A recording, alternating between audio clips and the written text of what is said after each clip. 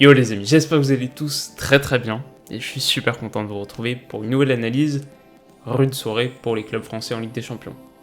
Alors pour Lyon, accroché à domicile par un Zénith moyen, et pour Lille qui paye son manque d'efficacité contre ce superbe Ajax, qu'est-ce qu'il faut en dire?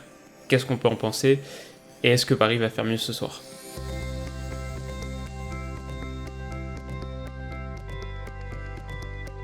Alors pour commencer par Lyon, et on va dire dans la lignée des dernières prestations lyonnaises en Ligue 1, on est obligé de trouver ça décevant. Alors, je dis ça en tant que supporter, donc peut-être que mes attentes sont disproportionnées, peut-être que je suis particulièrement sévère, mais quand même, sur les 6 derniers jours, je dirais que j'ai vu une quinzaine de matchs un peu partout en Europe, entre 20 et 30 équipes, en matière de jeux développés, de plaisir visuel, on est largement dans le dernier tiers. Bon du coup, comment est-ce qu'on l'explique ? Qu'est-ce qui fait que Lyon a autant de mal à proposer quelque chose de collectivement séduisant ? Sur les dernières journées, je dirais que le cœur du problème se situait surtout dans l'entrejeu. Voilà, un milieu de terrain où Touzard, notamment, avait du mal à orienter, avait beaucoup de mal à jouer vers l'avant, mais aussi où les milieux avancés se rendaient pas assez disponibles à mon goût. Aouar, c'était trop statique, trop proche des attaquants, et il avait du mal à se libérer. C'est plus peut-être un joueur qui fait la différence une fois qu'il a touché le ballon, mais qui dans les petits espaces, les petits appels est encore en dessous. Jeffrey Nadalid, c'était mieux, je suis d'accord, sur la production, mais peut-être un peu le même problème, c'est que c'était souvent, ces différences étaient souvent faites en décrochant puis en portant le ballon. De manière générale, en tout cas sur ce point-là, je dirais que Lyon a besoin de plus toucher ses milieux avancés dans des positions plus intéressantes.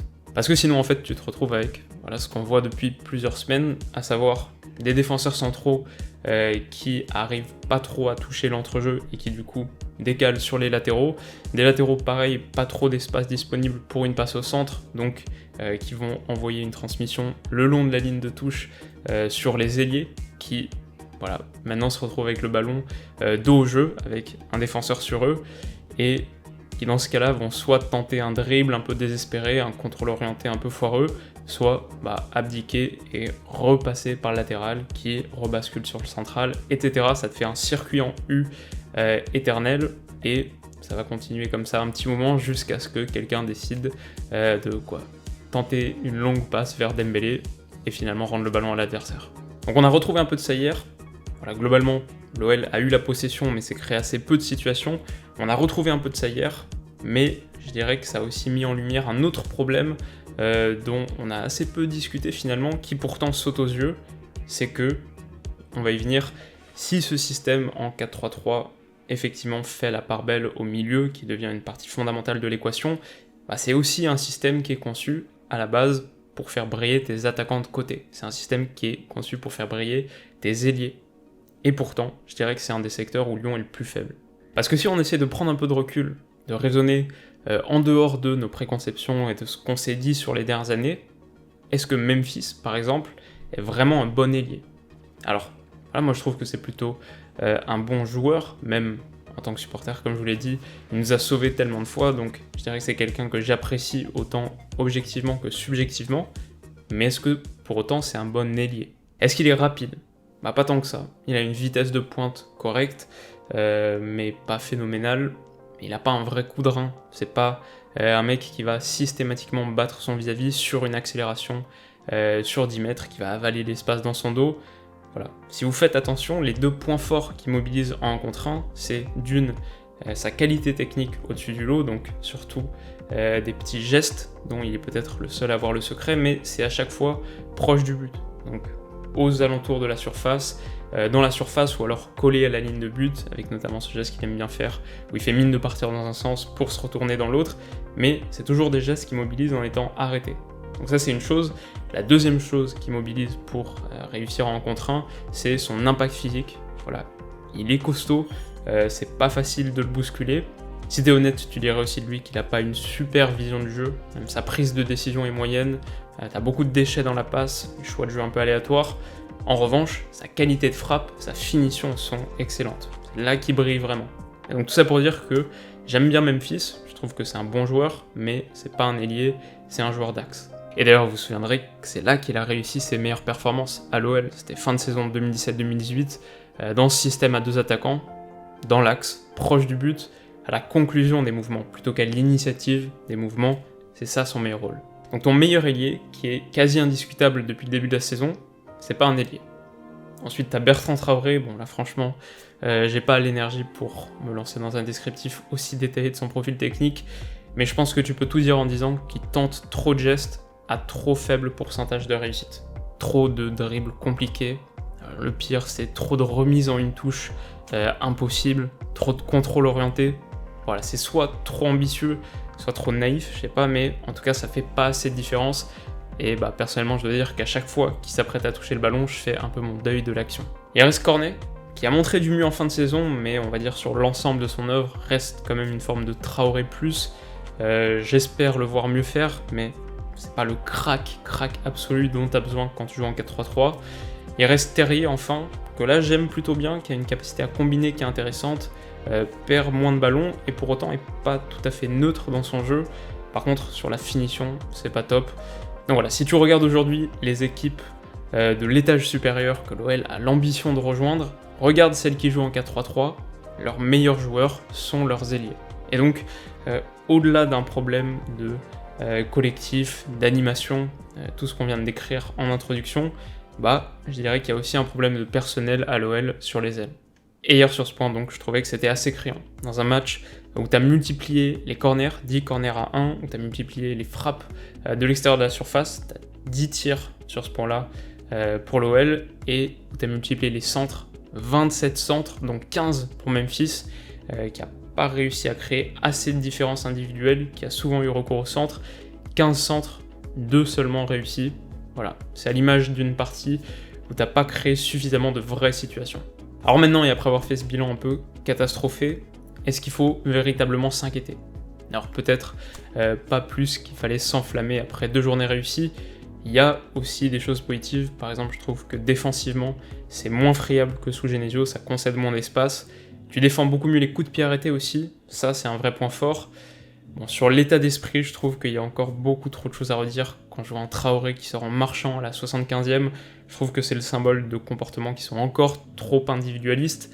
En même temps, je dois dire que j'ai jamais vu les joueurs se parler autant et essayer de trouver des solutions ensemble. Donc voilà, il y a des points plus positifs. De manière générale, je sais qu'on aimerait voir tout fonctionner tout de suite, mais il faut se dire que refondre une animation offensive collective, ça demande du temps. Il y a aussi des bons points au niveau individuel, quand tu vois la performance d'un Jeffrey Adelaide, qui était sans conteste l'homme du match côté lyonnais hier soir, ça peut te donner des motifs de satisfaction.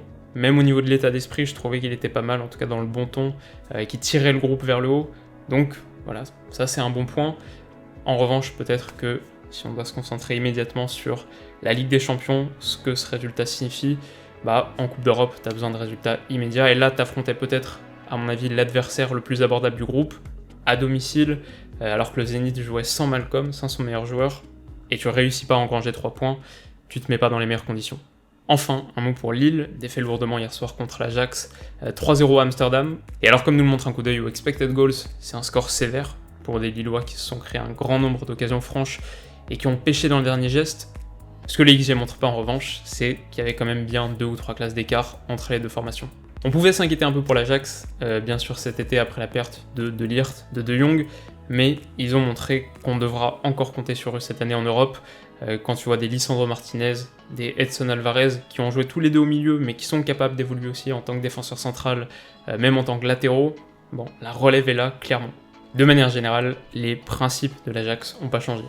Et c'est à la fois cette tradition historique, bien sûr, d'un football offensif, qui met la qualité technique individuelle au service du collectif, donc ça on connaît, mais je dirais qu'il faut aussi distinguer peut-être plus particulièrement le travail tactique à court terme de Ten Hag. On voit que les mêmes circuits sont cherchés, il y a toujours cette volonté qu'on voyait l'année dernière d'inonder le dernier tiers avec des courses venues de derrière vers l'avant qui sont très difficiles à défendre. On est sur un football qui naît véritablement là-haut et qui est rendu ensuite possible par une qualité technique extrême. Je dirais qu'on est là vraiment très proche de ma définition du foot. Alors pour Lille ensuite, je dirais qu'on a vu des choses intéressantes, notamment sur le plan offensif, avec quelques super belles projections, de belles occasions créées. Osimhen aurait dû être plus létal, mais il a prouvé qu'il avait de la qualité. Personnellement, c'est un joueur que j'adore. Voilà, si tu as quelques regrets à avoir, je dirais que c'est plutôt sur l'approche sans ballon. Ça aurait été plus pertinent à mon sens, plutôt que de les laisser assiéger ton but, développer leur jeu de position comme ils aiment bien le faire. Ça aurait été plus pertinent peut-être d'essayer de les agresser, quitte à laisser de l'espace dans le dos de ta défense. À mon avis, c'est moins grave de faire ça, c'est pas Tadic qui va en profiter par exemple. Eux, comme on l'a dit, ils sont plutôt très à l'aise dans les petits périmètres pour combiner autour de la surface, dans la surface même. Donc voilà, peut-être un petit regret là-dessus. Après, évidemment, c'est plus facile à dire qu'à faire, et c'est pas en Ligue 1 que tu prépares ce genre de rencontre, où tu vois jamais des adversaires aussi doués techniquement. Et alors ce soir, quelques belles affiches à nouveau. Atlético Juve et surtout, et bien sûr, PSG Real Madrid. Bon, les Parisiens sont significativement amoindris, pas de Neymar suspendu comme on le sait, pas de Mbappé, pas de Cavani blessé, mais le Real Madrid aussi doit composer sans Marcelo, sans Isco, sans Asensio, sans Modric, sans Nacho, sans Sergio Ramos. Donc voilà, ça va être un test intéressant peut-être pour mesurer la profondeur effective des bancs de touche respectifs, mais peut-être pas significatif que ça. En tout cas, personnellement, je dois dire que je vois Paris réussir un bon match tout de même. Voilà, dans une rencontre qu'ils n'auront pas nécessairement besoin de gagner, qu'ils ne devront surtout pas perdre, je trouve que la cote à 3,70 du côté de mon partenaire unibet.fr est vraiment sympa. Et puis en avant-soirée, à 19h, et même si ce sera pas évident, je trouve que Tottenham à l'Olympiakos à 1,90, ça se tente aussi. Voilà, c'est assez rare d'avoir une aussi belle cote sur un Cador qui se déplace chez un petit pousset, donc pourquoi pas la tenter, surtout que Tottenham va mieux, sort notamment d'une victoire ce week-end contre Crystal Palace, 4-0, il y a des signes d'amélioration. Voilà, en tout cas les amis, c'est la fin de cette courte analyse, et j'espère bien sûr qu'elle vous aura plu. Si c'est le cas, n'hésitez pas à mettre un petit like, le fameux pouce bleu qui m'aide beaucoup. Rendez-vous demain matin, évidemment, pour débriefer PSG Real Madrid, et puis ensuite samedi pour une grosse analyse que je vous prépare depuis quelques jours. Si vous voulez pas rater ça, et si ce n'est pas encore fait, vous pouvez bien sûr vous abonner à la chaîne, ça me fera très plaisir. De notre côté, et quoi qu'il arrive, on se retrouve très vite pour la suite. Alors d'ici là, comme d'habitude, passez une super journée, une excellente soirée, prenez soin de vous surtout. Bisous.